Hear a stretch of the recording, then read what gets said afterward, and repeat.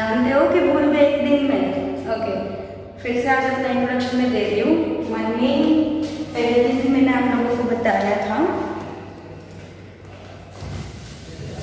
My name is Hemangi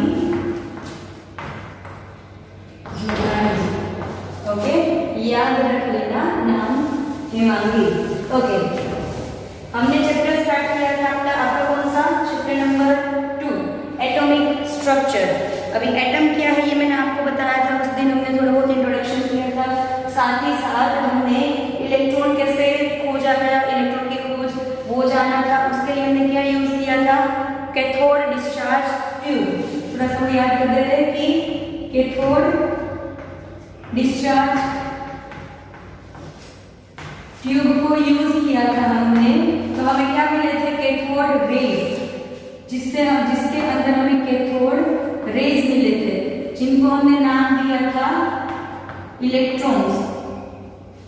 okay, तो ये जो कैथोड डिस्चार्ज ट्यूब है, इसी की मदद से आगे जाके हमें ये पता चला कि ये जो कैथोड रेज है उसी के साथ साथ दूसरे कैनाल रेज जो है वो भी हमें कैथोड डिस्चार्ज ट्यूब में पास होते हुए मिले हैं। तो ये जो कैनाल हमारे कैनाल रेज है वो एक्चुअली कैसे होंगे, तो जो हमारे कैथोड रेज है वो क्या है, हमने उसकी कैरेक्टरिस्टिक देखी थी कि जो भी गैस आपने अंदर फिलअप की है ट्यूब के अंदर, उसका चाहे कोई भी मास हो, उसके ऊपर जो हमारे कैथोड रेज है वो डिपेंड नहीं करते थे, लेकिन कैनाल रेज डिपेंड करते हैं। सपोज आपने ये जो आपकी ट्यूब है इसमें H2 गैस आपने भरी हुई है, तो कैनाल रेज अलग तरह के होंगे। H2 की जगह पे हीलियम गैस आपने भरी हुई है तो अलग होंगे। इसकी जगह पे अगर आपने बेरिलियम भरा है तो कुछ अलग होगा। तो जैसे जैसे आप अलग अलग गैसेस यूज करते हो तो अलग अलग कैनाल रेज मिलते हैं। कई बार तो ऐसा होता है कि जो आपका मास, जो हमारे चार्ज का जो मास, चार्ज मतलब सपोज हमने लिया है हीलियम, हीलियम के ऊपर +2 होता है, तो ये जो हमारे जो चार्ज का जितना नंबर है उतना ही मास किसका होता है, कैनाल रेज का। और ये पता चला है कि उसकी जो डायरेक्शन और उसका behaviour, it is totally opposite of cathode rays.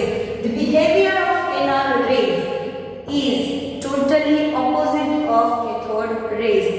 तो इसका मतलब तो क्या हुआ कि कैथोड रेज हमारे जो इलेक्ट्रॉन है जो कि नेगेटिवली चार्ज है, तो ये वाले कौन से हो गए, positively charge canal raise. Okay, तो इस तरह से डिस्कवरी हुई किसकी, पॉजिटिवली चार्ज एटम्स की। अब ये पॉजिटिवली चार्ज एटम्स है, इसको आगे खोज करने के बाद ये पता चला कि the smallest positive charge, smallest positive charge कौन सा होगा भाई, सबसे स्मॉलेस्ट एटम कौन सा है, हाइड्रोजन। तो हाइड्रोजन का जो पॉजिटिव चार्ज क्या होता है, H+। दिस H+, इसको हमने बोला प्रोटॉन, प्रोटॉन। ओके, तो ये जो पॉजिटिवली चार्ज, जैसे हमने इलेक्ट्रॉन को इलेक्ट्रॉन, तो ये होगा हमारा प्रोटॉन H+।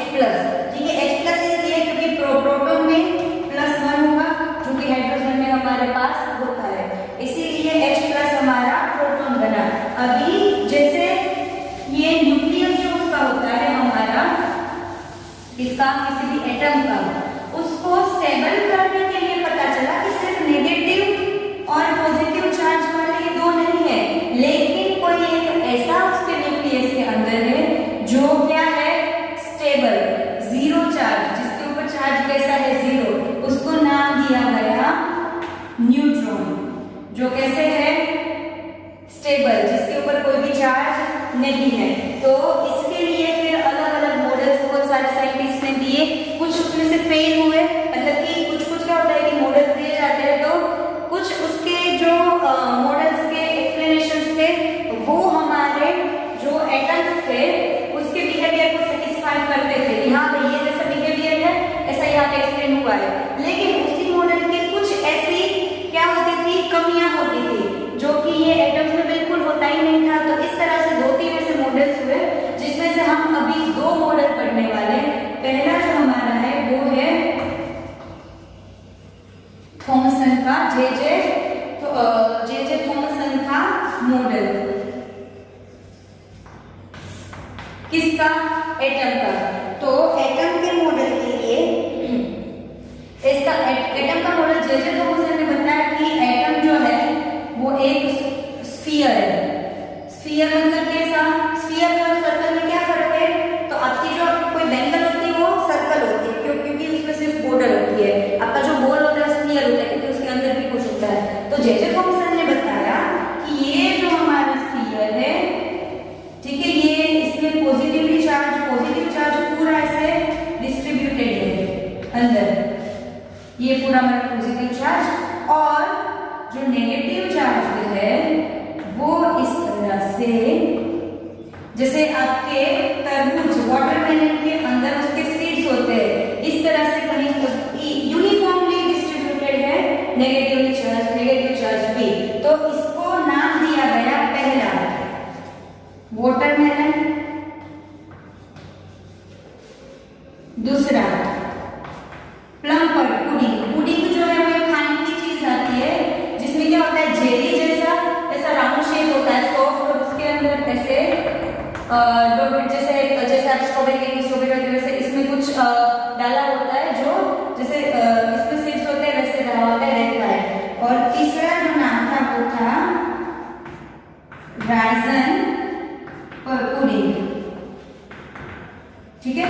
तो ये हमारे अलग अलग नाम थे जो कि थॉमसन के मॉडल को दिए गए। अभी ये थॉमसन का मॉडल क्या कहता है कि जो हमारा चार्ज है पॉजिटिव वो इवनली अंदर पूरा, जैसे तरबूज का वो हमारा रेड पार्ट होता है वो है खाने वाला, और जो सीड्स है वो क्या हमारे लिए नेगेटिवली चार्ज।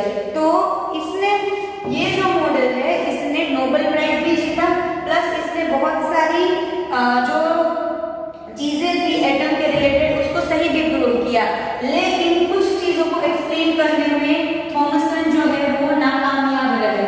तो उसके बाद जो एक दूसरे साइंटिस्ट है हमारे जिनका नाम है रुदरफोर्ड, आपने सुना होगा।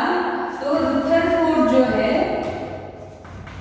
उसने अपने स्टूडेंट्स के साथ मिलकर एक एक्सपेरिमेंट किया, जिसमें उसने क्या किया था कि जो अल्फा पार्टिकल्स होते हैं, अल्फा पार्टिकल सबसे पहले क्या होते हैं वो पता होना चाहिए आपको। तो रुदरफोर्ड ने अपना एक न्यूक्लियस मॉडल दिया, एक पूरा एक्सपेरिमेंट करके। ये एक्सपेरिमेंट आपके एग्जाम के लिए बहुत इंपॉर्टेंट है, याद रखना है अच्छे से। तो रुदरफोर्ड ने अल्फा पार्टिकल को यूज किया। अल्फा पार्टिकल क्या है तो पहले ये समझ लो, जैसे प्रोटॉन हमारा प्लस होता है, वैसे अल्फा पार्टिकल भी पॉजिटिवली चार्ज है लेकिन +2, ठीक है।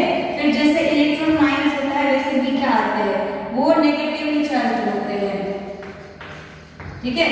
और फिर आता है जो हमारा न्यूट्रॉन, जो क्या है स्टेबल, वैसे यहाँ पे आते हैं गामा पार्टिकल्स जो क्या होते हैं न्यूट्रल मतलब कि ना ही पॉजिटिव ना ही नेगेटिव। तो जो रुदरफोर्ड है उसने अपने 2 स्टूडेंट्स के साथ मिलकर क्या किया कि अल्फा पार्टिकल्स जो है जो कि पॉजिटिवली चार्ज है उसको एक जो हमारी गोल्ड की छोटी सी एक प्लेट बनाई 100 नैनोमीटर के डायमेंशन वाली, मतलब डायमेंशन मतलब कि इतनी पतली, सपोज 1 सेंटीमीटर का डायमेंशन इतना होता है, तो 100 नैनोमीटर की डायमेंशन मतलब कितनी छोटी चीज होगी, वो उसने चीज बनाई, चीज मतलब की प्लेट बनाई इसकी गोल्ड की, और उसके ऊपर ये जो अल्फा पार्टिकल्स है उसका बोम्बार्डिंग का मतलब है कि उसके ऊपर उसको ऐसे मारना, ठीक है। तो उसने अल्फा पार्टिकल्स उसके ऊपर मारे और चेक किया कि क्या होता है। तो हम पूरा एक्सपेरिमेंट देखते हैं। पहले उसने क्या किया, देखो एक हमारा सोर्स है, किसके लिए सोर्स, अल्फा पार्टिकल्स का। तो ये क्या है, सोर्स ऑफ अल्फा पार्टिकल, ठीक है। तो इसमें से यहाँ अल्फा पार्टिकल्स जाएंगे, यहाँ पे बीच में उसने एक थीन प्लेट रखी थी। ये प्लेट किसकी थी, हमारी लेड प्लेट, और लेड प्लेट में से फिर ये बीम आगे गए, यहाँ पे इसने बीच में हमारा जो हमने बताई गोल्ड का क्या रखा था, गोल्ड प्लेट, तो ये गोल्ड की प्लेट रखी और इसके सराउंडिंग हमने याद है फ्लोरोसेंट की बात की थी। फ्लोरोसेंट क्या होता है कि उसके ऊपर जैसे ही कोई बीम जाएगा तो वो कोई भी रे उसके ऊपर जाते ही क्या करेगा, उसी पॉइंट पे जहां गया होगा वहां पे क्या होगा, लाइट वहां पे जनरेट होगी। सो एक फ्लोरोसेंट प्लेट उन्होंने बनाई कुछ इस तरह की, मतलब कि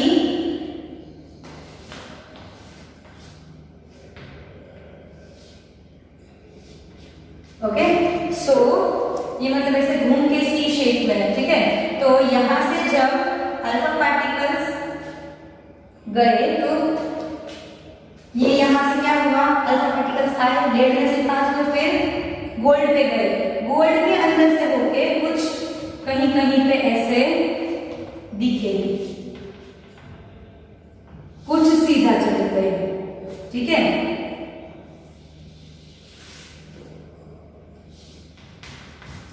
तो रुथरफोर्ड का जो न्यूक्लियस मॉडल है उसका जो रिजल्ट था वो बहुत ही शॉकिंग था। क्यों? हमको थॉमसन ने क्या बताया था कि एक स्फीयर है, स्फीयर के अंदर पूरा पॉजिटिव चार्ज है और उसके अंदर सिर्फ की तरह नेगेटिव चार्ज है। तो अगर सेम है हर जगह पे आपका पॉजिटिव चार्ज, तो क्या होगा कि आपके अल्फा पार्टिकल है वो एक आइडेंटिकल सरफेस पे तो सीधे चले जाएंगे, आर पार निकल जाएंगे, है ना। लेकिन यहाँ पे तो क्या देखने को मिला कि जैसे ही अल्फा पार्टिकल्स यहाँ गोल्ड पे पहुंचे तो कुछ कुछ अल्फा पार्टिकल्स का ऐसे रिफ्लेक्शन हुआ और 1 in 20,000 यानी 20,000 अल्फा पार्टिकल में से एक अल्फा पार्टिकल 180 डिग्री पे वापस आया। तो एक का तो पूरा रिफ्लेक्शन हो गया और बाकी सब क्या हो गया, डिफ्लेक्ट और रिफ्लेक्ट में क्या फर्क है। डिफ्लेक्ट मतलब कि उसकी जो जगह है ना ऐसे जा रहा है तो थोड़ा सा मुड़ जाएगा, रिफ्लेक्ट का मतलब होगा कि 180 डिग्री वापस आएगा। तो ये जो हुआ ये रिजल्ट हम यहाँ पे दिखाते हैं। सपोज कि ये ना हमारे सारे गोल्ड के पार्टिकल्स हैं, ठीक है।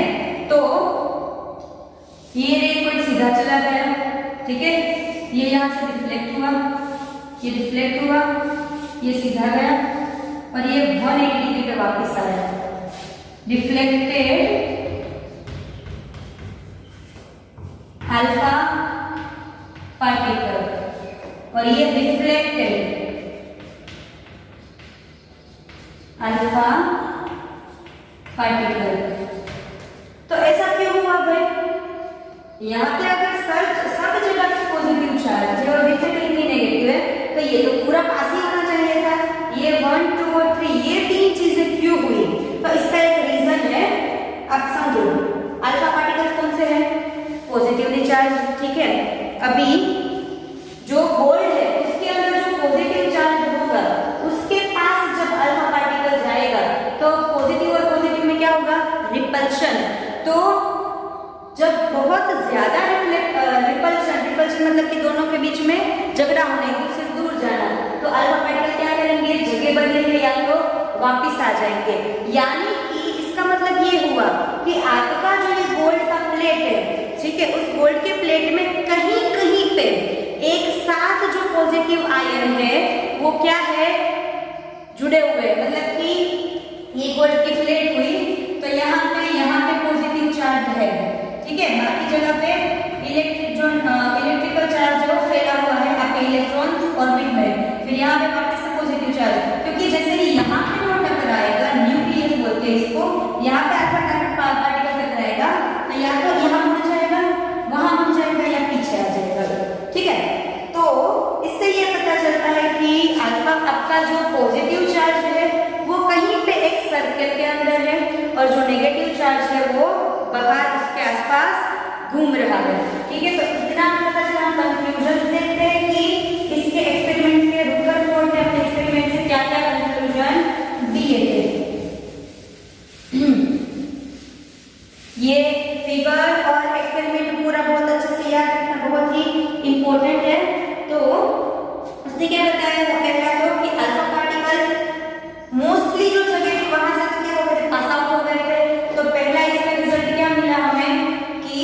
ज्यादातर स्पेस जो है वहां पे पॉजिटिव चार्ज नहीं है, क्योंकि अल्फा पार्टिकल सीधे बाहर निकल रहे हैं, ठीक है। जहां जहां से रिफ्लेक्ट या डिफ्लेक्ट हुए वहां पे पॉजिटिव चार्ज है, ओके। और तीसरा क्या होगा कि एक जो पॉजिटिव चार्ज है वो एक सर्कल में है और इलेक्ट्रॉन जो है वो दूसरे सर्कल में है।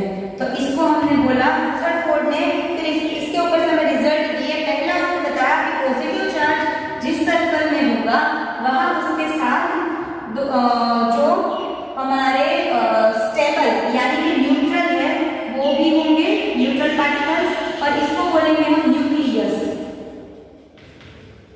यहाँ पे सारा पॉजिटिव चार्ज होगा। इलेक्ट्रॉन जो है वो बाहर किसी ऑर्बिट में, ये जो सर्कुलर पाथ है उसको उसने नाम दिया ऑर्बिट। तो इलेक्ट्रॉन जो है इस ऑर्बिट में घूमते हैं। और तीसरा उसने हमें रिजल्ट दिया कि इलेक्ट्रॉन और इलेक्ट्रॉन की ये जो ऑर्बिट है हमारी, वो और हमारा न्यूक्लियस, वो दोनों क्या है कि इनको जोड़ेगा कौन? ये तो सिर्फ ऑर्बिट है, यहाँ पे इलेक्ट्रॉन घूमते तो घूमते घूमते बाहर नहीं चला जाएगा, लेकिन ये पॉजिटिव है या नेगेटिव है, तो ये इलेक्ट्रोस्टैटिक फोर्स से जुड़े हुए होंगे।